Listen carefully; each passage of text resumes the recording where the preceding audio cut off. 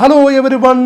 ഈ നടന്നു പോകുന്ന കുട്ടികളിൽ ഒരാൾ ഇപ്പോൾ ഇംഗ്ലീഷിൽ ഒരു വാചകം പറയും. ആ വാചകം അതുപോലെ തിരിച്ചു പറയാൻ നിങ്ങൾക്ക് കഴിയുമോ? അങ്ങനെ കഴിഞ്ഞാൽ ഒന്നുകിൽ നിങ്ങൾ ഇപ്പോൾ ഇംഗ്ലീഷ് നന്നായി സംസാരിക്കുന്ന ആളായിരിക്കും, അല്ലെങ്കിൽ അല്പം ശ്രമിച്ചാൽ ഇംഗ്ലീഷ് സംസാരിക്കാനുള്ള കഴിവ് നേടാൻ നിങ്ങൾക്കാകും. ഒരു വാചകം തത്ത് പറയുന്നത് പോലെ പറയാൻ കഴിഞ്ഞാൽ അതുകൊണ്ട് എന്താ പ്രയോജനമെന്നല്ലേ? പ്രയോജനമുണ്ട്. ഒരു ഇംഗ്ലീഷ് വാചകം വെറുതെ പറയുകയല്ല, ഇഴകേറി പഠിച്ച് പറഞ്ഞാൽ അതുപോലെ 100 വാചകങ്ങൾ ഉണ്ടാക്കി പറയാൻ നിങ്ങൾക്ക് സാധിക്കും. ഈ വീഡിയോ സ്കിപ്പ് ചെയ്യാതെ മുഴുവൻ കണ്ടാൽ ഒരു വാചകം കൊണ്ട് 100 വാചകങ്ങൾ പറയുന്നത് എങ്ങനെയെന്ന് നിങ്ങൾ പഠിക്കാൻ പോകുകയാണ്. ഇംഗ്ലീഷിൽ ഇഷ്ടം പോലെ വാചകം അടിക്കാൻ, ലാത്തി അടിക്കാൻ ആഗ്രഹിക്കുന്നവർക്ക് വേണ്ടി ട്രിപ്പിൾ പെർഫെക്റ്റ് ഒരുക്കുന്ന ബിലാത്തി കഫയിലേക്ക് സ്വാഗതം.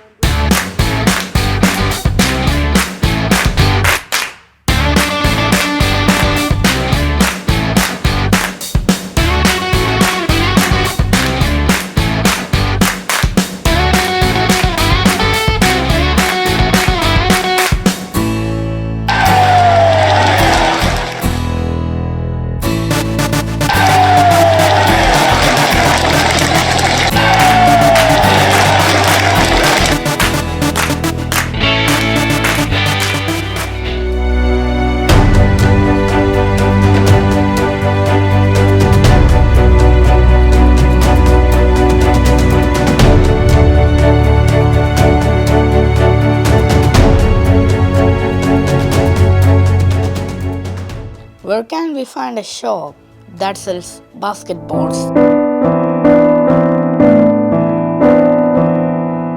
യെസ്, ഈ വാചകമാണ് നമ്മൾ ഇഴകീറി പഠിക്കാൻ പോകുന്നത്. Where can I find a shop that sells basketballs?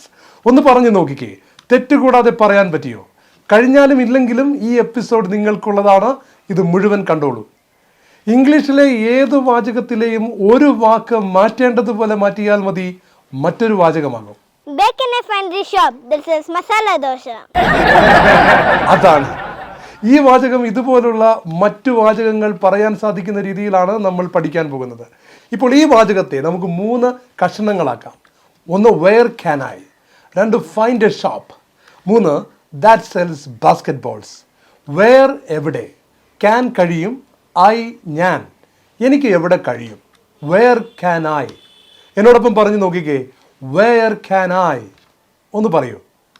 find കണ്ടുപിടിക്കുക, a shop ഒരു കട കണ്ടുപിടിക്കാൻ, find a shop. ഒന്ന് പറഞ്ഞേ, find a shop. ഇനി ഒരുമിച്ച് നമുക്ക് പറഞ്ഞു നോക്കാം. നേരത്തെ പറഞ്ഞത് ഏതാണ്? where can I. ഇപ്പോൾ പറഞ്ഞത് find a shop.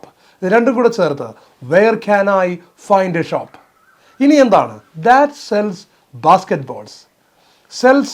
സെൽ എന്ന് പറഞ്ഞാൽ വിൽക്കുന്ന, നമുക്കറിയാം. ബാസ്കറ്റ് ബോളുകൾ വിൽക്കുന്ന. അപ്പോൾ where can I find a shop that sells basketball എന്ന് പറഞ്ഞാൽ എന്താണ് അർത്ഥം? ബാസ്കറ്റ് ബോളുകൾ വിൽക്കുന്ന ഒരു കട എനിക്ക് എവിടെ കണ്ടെത്താൻ കഴിയും? ഒരു വാക്ക് മാറ്റിയാൽ മറ്റൊരു സെൻറ്റൻസ് ആകുന്നത് എങ്ങനെയാണ് എന്ന് നിങ്ങൾക്ക് ചെറുതായി പിടികിട്ടിയിട്ടുണ്ടാവും. നോക്കൂ, where can I, എനിക്ക് എവിടെ കഴിയും. I മാറ്റി he ആക്കാം. where can he, അവൻ എവിടെ കഴിയും. ഇനി where മാറ്റി how ആക്കാം. how can I, എനിക്ക് എങ്ങനെ കഴിയും. ഫൈൻഡ് എ ഷോപ്പ്, കട കണ്ടുപിടിക്കുക. ഷോപ്പ് മാറ്റിക്കേ, ഫൈൻഡ് ദ ബുക്ക്, പുസ്തകം കണ്ടുപിടിക്കുക. ഒന്നുകൂടി മാറ്റാം, കീപ് ദ ബുക്ക്, പുസ്തകം വയ്ക്കുക. See, where can I keep the book, എനിക്കെവിടെ പുസ്തകം വയ്ക്കാൻ കഴിയും. അധികം ഗ്രാമർ ഒന്നും പഠിപ്പിക്കാതെ ദാറ്റ് എന്തിനാണ് ഇവിടെ ഉപയോഗിച്ചിരിക്കുന്നതെന്ന് ഞാൻ പറയാം. ഇവിടെ ദാറ്റിൻ്റെ അർത്ഥം ഏതാണോ അത് എന്ന രീതിയിലാണ് നമ്മൾ മനസ്സിലാക്കേണ്ടത്. ബാസ്കറ്റ് ബോൾ വിൽക്കുന്ന കട ഏതാണോ അത്.